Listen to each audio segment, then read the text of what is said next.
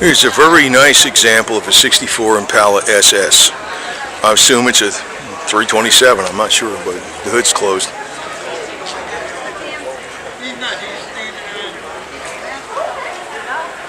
I won't say nothing on it, so, but it's an SS, and it's got the bucket seats in it, and it has center console.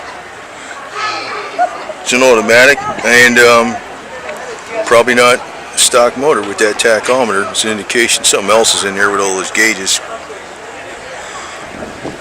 I always like the speaker in the back between the seats like that.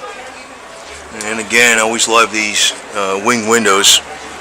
And it's got the little crank window, cranks for not just the big window, but the wing window. I like that. SS is on the console. And got your cigarette lighter.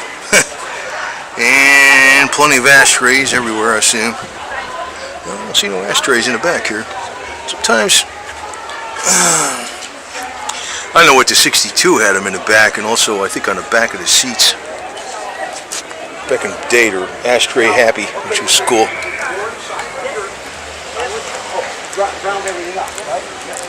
And you can tell it's an Impala by 3 lights on each side. Bel Air had 2 lights on each side. I mean, it's one light besides the trim and all that.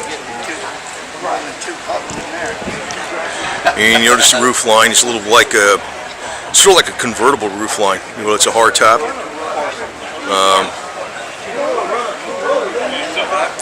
know what I mean? It's got that convertible styling where the roof line goes a little bit.